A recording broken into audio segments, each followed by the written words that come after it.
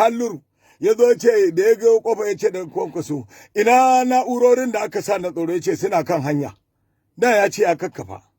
wannan abun shirme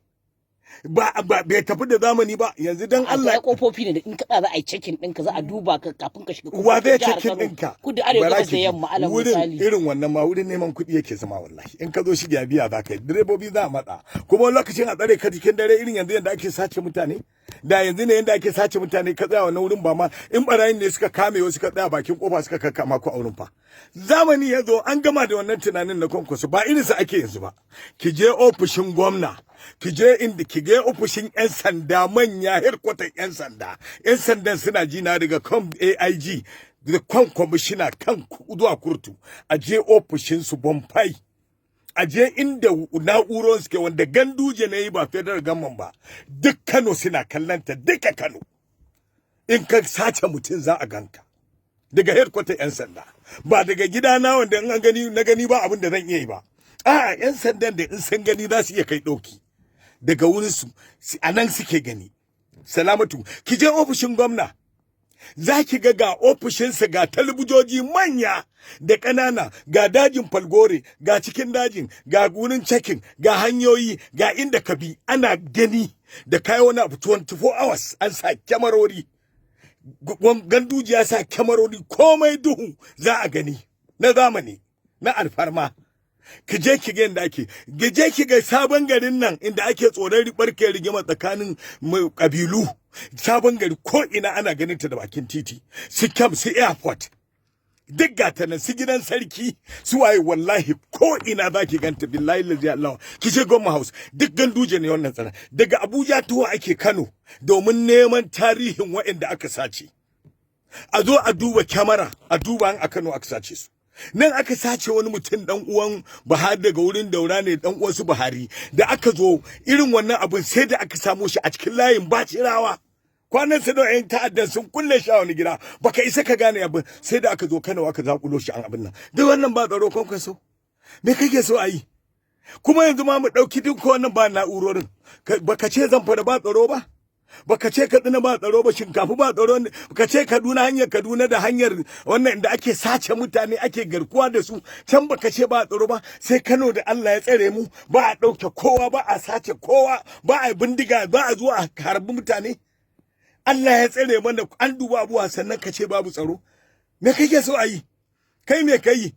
wai ka ce wai ka ba da nambobi ina jin ka ba na ba da wata nambobi security duk wanda ya ga an kai mai hari an fashe a gida su buga me kai ma kai ma hari me kai ma kai ma hari a shiga nambobin suna aiki ai har yanzu to me ke fata kike ki yi amfani da nambar an kai miki hari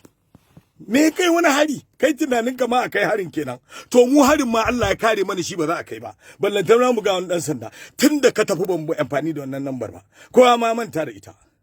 ana ta harka kwankwaso duk wani kashe-kashe da ake babu Kano ta zama lafiya karfe 2-3 za ka yau ka duba kantina ka je ka ga Jifatu ka je ka duba Aman ana sun bude Salamatu duka an bude ko ina ana 24 hours mutane suna so su koma kasar waje saboda tsaron da Kano take ciki kai in ba tsaron da a rika bude kantina 24 ana ciniki kaje ka gani ga kantina nan suna ta cirkin su wallahi akwai wani kanti bari ga miki Salamatu akwai wani kanti sunansa Aman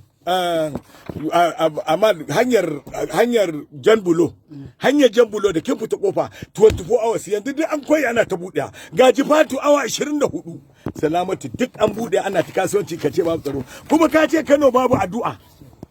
ka ce wai ma addu'a wai Kano ma ba addu'a yanzu haka ga ya mutanen Kano addu'a kai kake sa da ya addu'a cewa ƴan kunkusiya su dage da addu'a wurin ganin cewa domin a samu sauyi harkar mulki da kuma canjin gwamnati alal misali okay ba ma kun ga yadda abubuwa suke wakana shi ba ma tsara kanan addu'a ma ba ta cece addu'a ta yi karanci alal ba ma a ceci mutane ka yana ganin su akan yi alkunuta da abubuwa da makamantan dan su ci zabe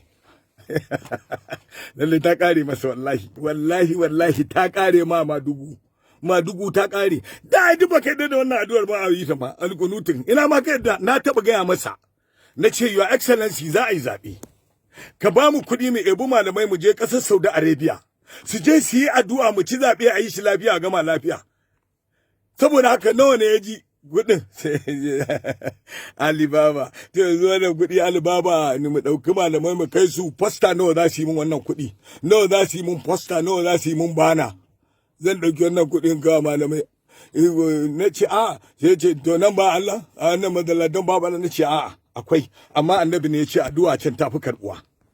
sallah idan kai ta azhar ɗaya anan sai kai 100 sai a Ka'aba an kai ta 100 ce sabanin addu'a da nan ba ɗaya bace kamar sallah ne kai kadai da cikin jami'i ran kai dade mu je mu yi wannan rai ta wallahi ba zan ba da gobe na ba wallahi mutum da bai yarda ma je mai addu'a ci zabe ba kuma billahi allazi la ilaha illa huwa tun daga nan abuwa suka fara lalace mai a siyasa salamatu anya ku damarar kuma ba nake ji wani abun mamaki su da jam'iyyar su alal misali damarar da aka dauka yanzu wace damara duk damarar da zai daura takunci duk damarar da Kwankwaso ya daura a siyasa takunci mai mutumin da ya shirya coge ya zo ya zabe tun da safe suka cogen su duk Allah ya kyale sai na kallon sa ya cogen ya komai duk abin da aka yi aka zo aka yi ta ebe yaran mu da safe ana kama a cikin plan da an tafi a zo a zuba ƙuri'u a cikin akwati aka ta zuba aka cika aka ce ci suka yi salamatu amma daga baya da Allah yake